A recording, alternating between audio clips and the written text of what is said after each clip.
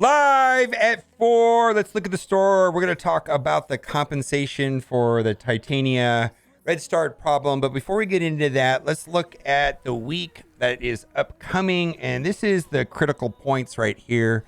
Save raid credits from in-game mail and raid season for Trial of Strength that is going to be starting on the 2nd. And my best guess is that we're getting a patch next week on Tuesday or Wednesday. I'll be live on Twitch when that happens. It's always a fun day. Save gold orbs. And my goodness, there are some atrocious offers for gold orbs, but there is an event for an Alliance milestone beginning on the 2nd. Now, other thing that's worth noting is that this is going to be a function of an auction, if you will, of how many gold orbs that your Alliance can open, where the top Alliance that opens the most amount of gold orbs, and there's some raid component to this event also, will be getting a 7 red Dormammu, like the top 3 alliances. So it's going to be an alliance-wide event. And then, of course, we've got everybody's favorite, and I say that with sarcasm, save ISO 8 refreshes for the coordinated assault, which is going to be starting on the 5th. A little bit more detail of what is going on. We've got the 2 blitzes, and there's some issues with the quarter blitz, which we're going to talk about here in a minute. Pestilence Scourge for Morgan Le Fay is coming tomorrow. Cosmic Crucible. And take a look at this right here. This is from Athame and Betty Westside. You can follow Benny Westside on Instagram if you like these infographics, but they are amazing. We've got all the rooms right there. I know I'm in the way, so you might have to screenshot it. Let me move out of the way so you can get it right there. So all the rooms and their respective counters. Again, Benny Westside on Instagram if you want to get access to those infographics when they come out. Moving on, and also shout out to Brotherhood the Storm for these other infographics that we just looked at as well. Cosmic Crucible, so second week, and frankly, we're kind of guessing our way through Cosmic Crucible with the new room bonuses, and so hopefully as time goes on, we figure them out and have better strategies. Ghost Blitz, Ebony Maw Legendary Mint, the new Strike Pass, which will feature Sunfire and Dazzler. And then we're going to get the new month-long events, which is going to be Titania for the entire month, in which she uses like the cell phone currency month-long event, collect smartphones, special event items. Trial of Strength, the 7-day Alliance milestone, earn raid credits. So you're going to be saving your emails for that. Open gold orbs, which is well harder, right? Or hopefully have it. Then on Friday, we have the Chaos Theory, which requires Wakandans. And then we've got QR, Secret Avengers, Rumble Blitz, and Coordinated Assault. And then they've got a prediction on when the upcoming legendaries are coming. So, Titania missing from Red Star Orbs. So this happened last Sunday. An inbox message announced that Titania was featured in Red Star Orbs, but the banner artwork and related orbs were not updated. Compensation will be sent to all players on January 28th, containing, which everybody got this, right? I got this myself. 15,000 Elite 4 credits, equivalent of 3 Elite 4 star orbs. For those that opened orbs expecting Titania when the drops were incorrect, and the reason why people may have thought that was that she actually was inside of the email. It was announced inside the email. But the banner did not reflect that she had them, nor did when you looked at the individual drop rates. So for a lot of people, they weren't thinking that was there. I suspect a lot of people were opening orbs just hoping for compensation, and they may have not had a favorable result. A portion of the Red Star orbs opened will be returned. If you wish to use these Red Star orbs for Titania, be sure to open them before Titania leaves the store soon. Now, at the time of recording this video, there's an issue where Red Stars are missing, as I put right there. And then also, at the time of recording this video, she's not in the orbs anymore. So this is the point. I know that some people are like, oh, these people exploited, blah, blah, blah.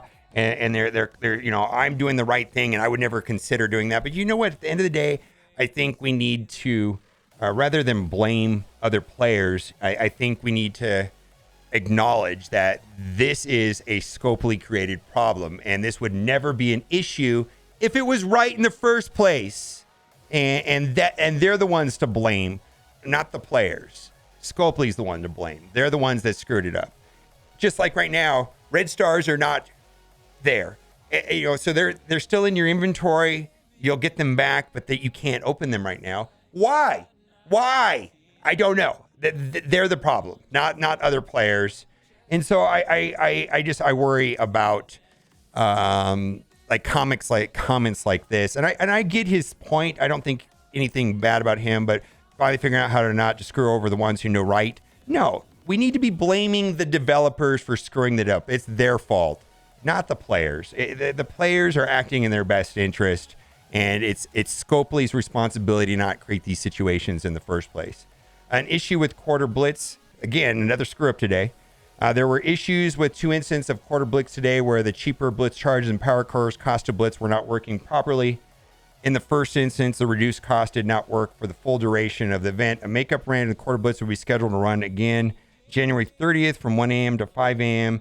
And that's good for some time zones. I think that it was supposed to run and it just didn't run. Like, so it's mirroring what it was supposed to run. It's not to like offset the one that didn't work correctly during like my time zone. But anyways, the second instant, the reduced cost did not work a little over an hour after the event started, resolved to compensate, and the event was extended, sending some Blitz charge to all players in the near future for appreciation for your patience. Again, it's just has problems. Then I know this is a problem that doesn't affect many players, but can you please make war attacks events alliance-wide or based on war points? Instead, we don't have to fight within our alliance. I'm fortunate enough to be in a high participation alliance. We've been full clearing wars early. However, it means that war energy is locked and can't be used once we're at 2,500. That's what happens when you full clear. Or what if you come across an alliance that's a shell, or there's nobody in it and they've got shield trooper everywhere? Like, how do you deal with that, right?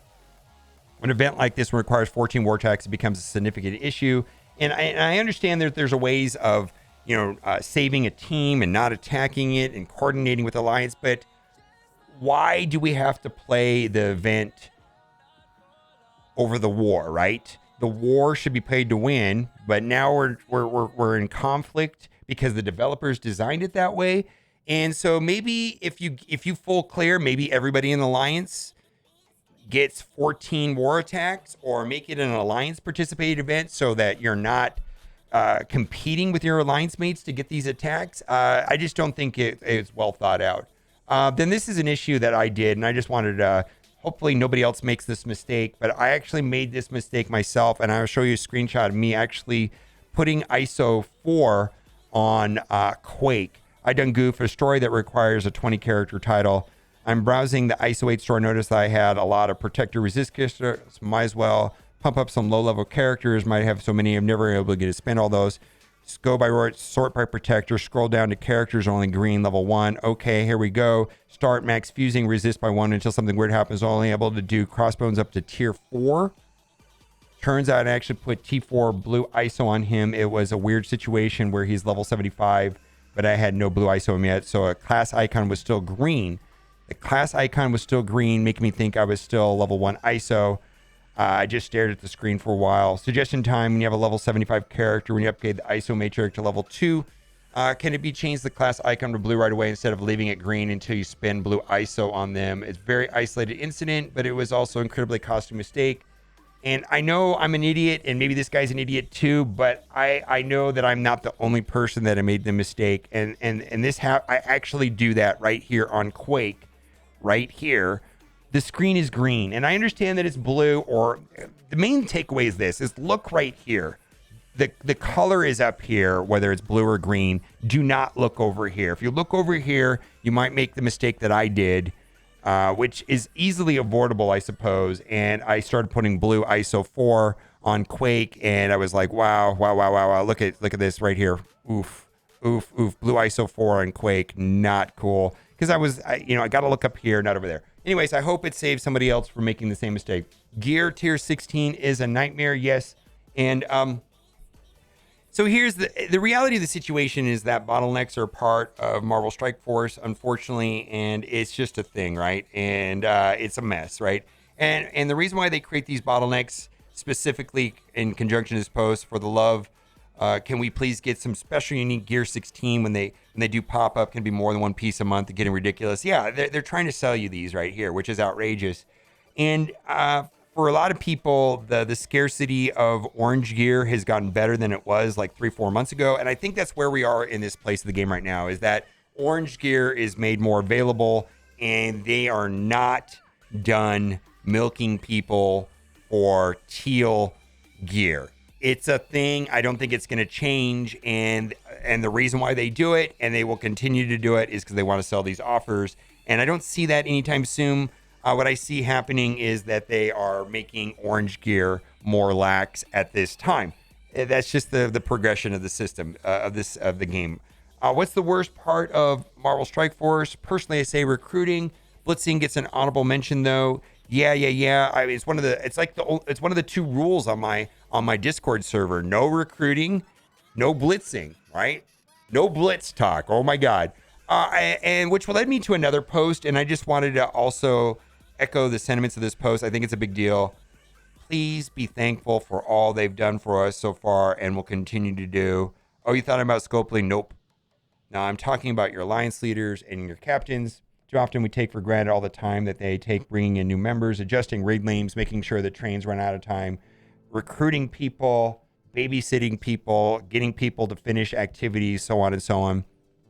With the upcoming alliance-wide raid event, things might become a bit stressful for them, ensuring that everyone put their best foot forward and progress as far as they can. Events like this are the perfect breeding grounds for sowing disappointment. So if things don't go the way they should, blame Scopely for creating such strict events. Again, like I said, try not to blame each other. The problem was created by the developers, not the other players. And it's not the ones I can assure doing the absolute best they can for everyone. So yeah, thank you. I personally want to thank all the players that are in alliance leadership, captains, whatever leaders, especially mine. I love my leaders in my alliance. They're the best. It's a thankless job. It's a lot of extra work, and I'm glad that there are people willing to do it. Now let's get to some offers. So this offer kind of hurts my soul. So there was an announcement last week on Friday. Actually, it wasn't even an announcement. The information was kind of hidden. It was in that Strike Time video on YouTube. That there's going to be a total of 23 members basically required for Apocalypse. We knew that it was going to be the four horsemen and their respective teams, and we knew it was going to be Spider Weaver. The final piece of the puzzle is going to be Kestrel and Deathpool. And so a lot of people are saying, how many, it's to get a baby Apocalypse, you need to take those 23 characters to gear tier 16. And also you need to take them to Blue ISO 4. And most people are finding the Blue ISO 4 to be the extreme bottleneck. And, people are saying, I've got 13 done or I've got 14 done. It largely has to do with your Alliance and Cosmic Crucible, right? And some people are going to be able to get a baby Apocalypse without, putting a ton of resources or spending money. However, it is super, super, super, super pricey. If you want to take one character at Scopely horrific pricing right here, this offer hurts my soul, because basically 715,000 is the amount that it takes to take one character from Blue ISO 3 to Blue ISO 4, and they're basically selling $720,000 for $100, and I think that's outrageous. I just absolutely think that's outrageous. It is what it is, just making you aware of what it is. And then also Zombie Iron Man. So they did a weird thing with Zombie Iron Man. They created some artificial FOMO saying that he's not going to be available in offers or whatever until next year. And that's this time. And so there's some offers here. Now, it's a good news, bad news thing about Zombie Iron Man. The good news about Zombie Iron Man is he's really a function of Hela and the way that his mechanic works. It doesn't actually really matter if he's starred up or geared up. I do think it's important to unlock Zombie Iron Man, and then that way you can take advantage, and having a higher red and yellow star on Hela is really the trick to make that combo work, and they're very effective, in particular in war. These offers are atrocious. If you choose to buy this, I think that's fine. I would say to save the dark promos and put them somewhere else. I really don't. I think that putting dark promos on Zombie Iron Man's a little bit of a trap, and they're just needed elsewhere. And we're going to talk about dark promos a little bit more here. I believe that he is a 45 shard unlock. You might double check in game. I'm not really sure. I do think it's worth unlocking him. I do. But I don't know that you need to get like super high yellow stars on him, or spend dark promotion credits to get red stars, or go crazy with the gear. he doesn't need, he's a kit-based character. He doesn't need all the stats. Of course, he functions better with it, but I don't know that he necessarily is a good, you're better off putting those resources into Hela, let's say. Okay. This kind of makes me sad because there's a gold orb opening event starting next week for the Alliance event, and one of the milestone, the leaderboard is going to award a 7 red Dormammu. And even though this is an okay deal, this doesn't really help people for that event anyway. So do what you got to do. 2 million gold for $10 is an average offer. It's nothing special. But I feel like people are going to be looking at these offers more closely. This is fine. It doesn't really give a lot of gold orbs, only 3, but there's some other stuff there. So maybe if you need all of that, that's an okay offer. And then here is another offer, and I just wanted to talk about, and this is nothing special, but I'm not going to buy this. This is Kraken Stack, but I just wanted to show this infographic right here that shows the dark promotion cost guide. And there's a lot of amazing characters that are competing for dark promotion credits. One of the biggest questions I get a lot is, who's your favorite horseman?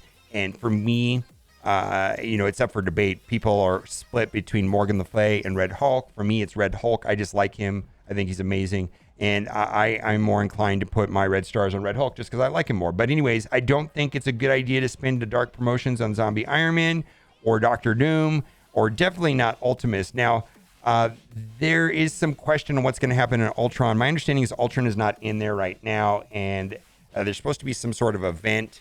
And then also on the blog post, they mentioned that there was going to be a way of getting, that they were going to open this up to 7 reds.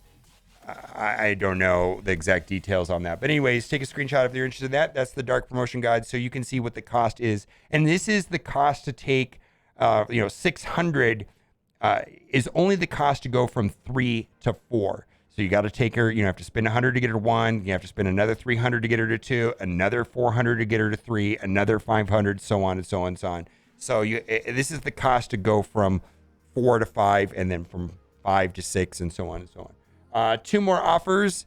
Another offer that has 4 gold orbs. Not great. And then lastly, we've got Spider-Woman. She's farmable. Pretty good kit, but limited use. Typically, people are using her against Young Avengers paired up with Doom inside of War. All right, well, now it's time for the giveaway. I really hope you liked today's video, because if you did, you are in luck. For every single person like this video, you will be getting all of the Nick Cages in your account for free. Not just the Ghost Rider one, but all of them. This is not a scam. All right. Let me know what you think in the comment section about all that good stuff. And as always, thanks for watching and keep on gaming. Bye for now.